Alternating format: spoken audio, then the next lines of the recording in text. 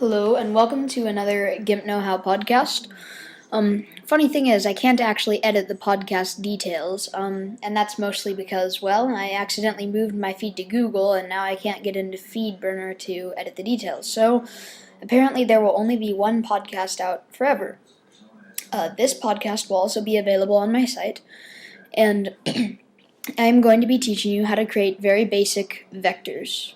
So go ahead and open up GIMP.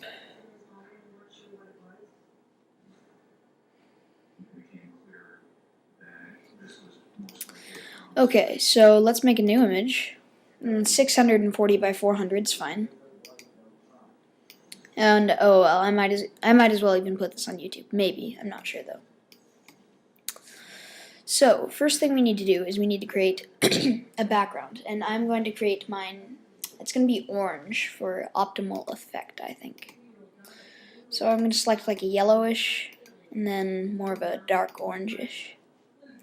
Now on your shape, select radial as your radial gradient, and then just stroke, like that. And that way you get a nice kind of blend of colors. Next we need to create some starburst type things, and vectors is all about paths. All about paths. So we're going to create relatively straight starbursts. We can bend them a little bit. Just like that. Okay, and just press enter to convert that to a selection. So there we have a nice curved one. Now take your gradient tool again, and I think I'm going to use like just a normal default red and a darker red. Then I'm going to use the radial gradient again and just stroke like that, and that'll look fine. Although I'd actually like to do that. A few things first. I'm actually going to color it black first. Then click select shrink by 1 pixel. And then select your colors. And then apply your radial gradient. So there we have a nice curved starburst type thing. Now we're going to make another one.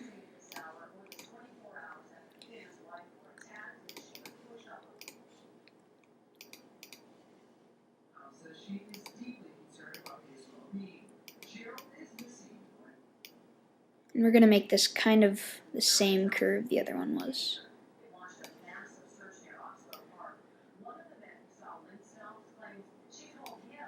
Oops. There we are. And okay, just press enter to convert that to a selection. Works great. Then we're going to again make a new layer, which we're already on, and fill that in with black and make the outline.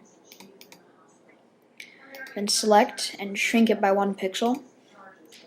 Then again use the radial gradient that we did last time. Select none. So there we have 2 curved starbursts, and those look fine. And let's do one more.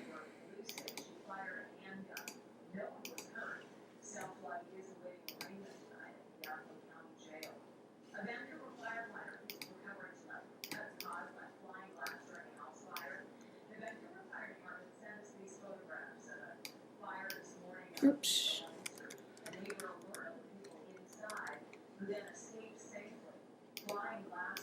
We'll make this one a straight one. You don't have to, but I'm going to.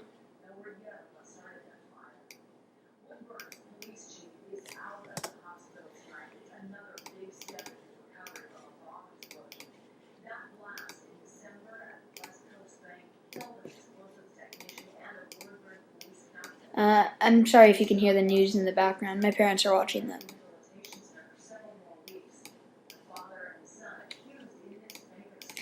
Okay, so there we have 3 kind of rays of light. And now I think I'm going to make some stars. Can actually put some music on here, but I don't know if... Now, to make a star, all you have to do is just draw a star in a path. And I will tell you, it's easier drawing first and then rearranging later. Just move your little path nodes to rearrange.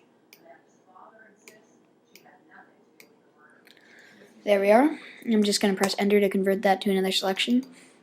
And I think we're going to make the stars blue. So select a lighter blue to a darker blue, and then radial gradient that again. And actually I am going to do an outline. Outlines make everything look better in my opinion. But it's purely on preference. You can make one without an outline. Select and shrink it by 1 pixel, and then do a radial gradient.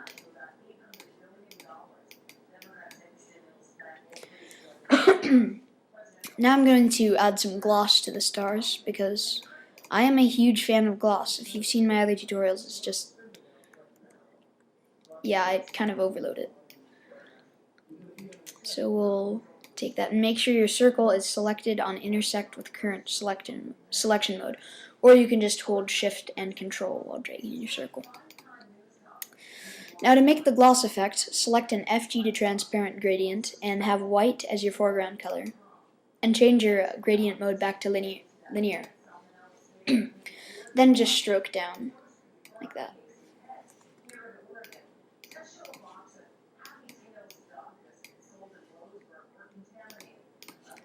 And I didn't quite get the edges of the star, but I think it looks fine.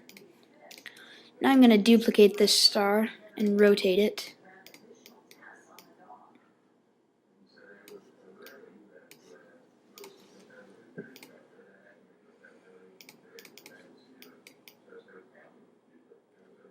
And I'm actually going to make it a little bit smaller, just for variety's sake.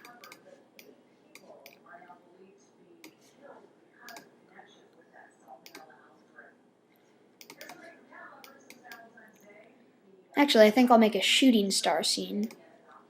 So, to do that, you just keep on duplicating these layers and moving them back. And keep on making them smaller. And rotating them. So it's actually not too hard to make a very cool effect. We'll rotate that one like this. Your stars do not have to be perfect either. I mean, it actually, in my opinion, looks better if they aren't.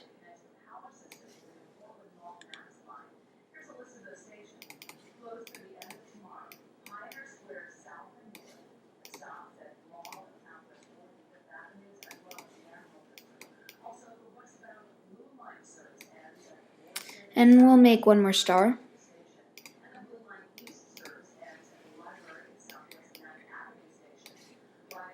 Move that below the current layer. Scale it.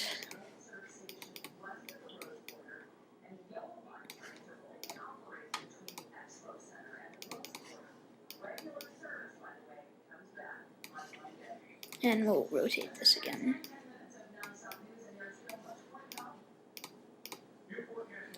And now to make the shooting star effect more realistic, we are going to leave the top layer at 100% opacity, and then move this down to 70, move this down even further, and then move this down even further.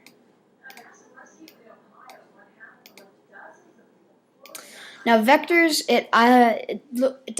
it's purely, excuse me, it's purely based on your preference whether you want it transparent or not. I think I'm going to have mine transparent, however.